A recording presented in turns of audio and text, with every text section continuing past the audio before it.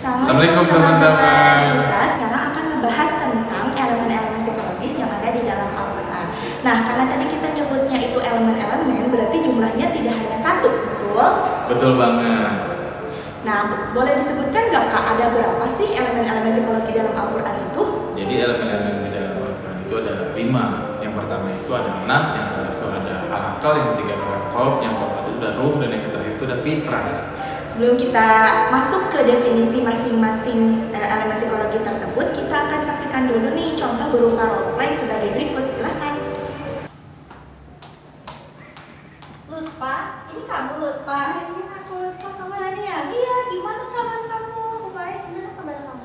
Baik, alhamdulillah kalau kamu baik. Tapi aku lihat kok kamu kayak melamun. Iya nih, kebetulan aku lagi ada masalah. Kamu lagi ada masalah apa? Kalau kamu mau, kamu bisa cerita sama aku. Siapa tahu aku bisa bantu. Ya, kebetulan aku dipecat dari pekerjaanku. Terus aku juga bingung gimana cara biayain adikku. Terus belum juga biayaku sehari-hari. Oh, begitu ya. Bentar ya. Ada yang telepon. Mumpung Reni lagi teleponan, apa aku coba bawa aja ya uangnya di tas Reni? Gak boleh deh, gak boleh.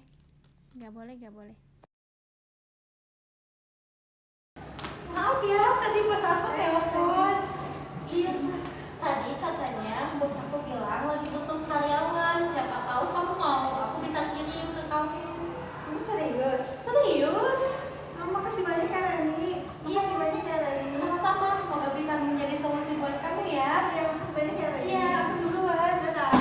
Nah, dari contoh yang sudah kita saksikan tadi, kita bisa ngambil beberapa pelajaran nih. Salah satunya adalah mengenai definisi kelima elemen yang sudah tadi kita sebutkan di awal. Tadi ada adegan di mana Lutfa hendak mengambil uang Reni, bahkan tangannya sudah terulurkan, tetapi hal tersebut tidak jadi Lutfa lakukan. Hal ini disebabkan karena Lutfa memiliki al-nafs. Al-nafs sendiri didefinisikan sebagai suatu bagian dari jiwa yang mendorong kita untuk melakukan suatu tindakan, suatu perbuatan ataupun suatu tingkah laku, baik yang positif maupun yang negatif. Dan dalam kasus ini, nafs yang dimiliki Lutfa lebih mendorong kepada perilaku yang positif.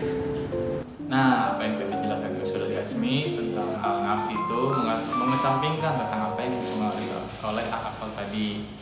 Nah, secara sederhananya al-aqal ini diartikan sebagai alat untuk menahan ataupun mengikat manusia melakukan hal-hal yang akan merugikan orang lain atau merugikan dirinya sendiri. Nah, al-aqal juga tersebar dalam alam semesta yang memiliki al-aqal ini adalah peran yang tadi oleh saudari Lutfa tadi. Menahan dirinya agar tidak menjadi mengambil uang itu karena dia tahu jika perbuatan itu sampai terjadi hal itu menimbulkan kerugian bagi orang lain atau kerugian bagi dirinya sendiri.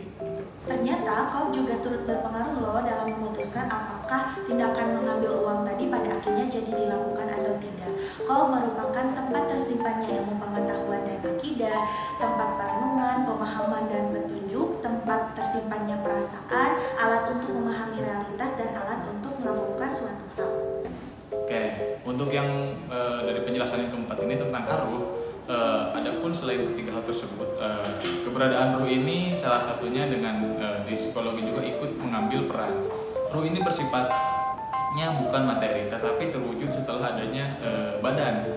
Dengan adanya ruh di dalam tubuh, manusia juga dapat berpengaruh dan berpikir, menentukan arah kemana yang akan dia tempuh atau arah mana yang akan dia ambil. Terlebih dari itu, bergerak dan berpikir untuk menemukan jalan mana yang pada akhirnya dia pilih untuk ikuti. Seperti itu. Terakhir yang mempengaruhi contoh kasus tadi adalah fitrah. Fitrah secara sederhana diartikan sebagai keadaan sejak semula atau sesuatu yang dibawa sejak lahir. Fitrah juga didefinisikan sebagai sesuatu yang alamiah. Pada dasarnya, fitrah seorang manusia adalah memiliki potensi yang baik atau takwa dan memiliki potensi yang buruk atau fujur. Dalam contoh kasus tadi, yang ditonjolkan adalah potensi baik atau takwa yang dimiliki oleh Lutfa sebagai seorang manusia.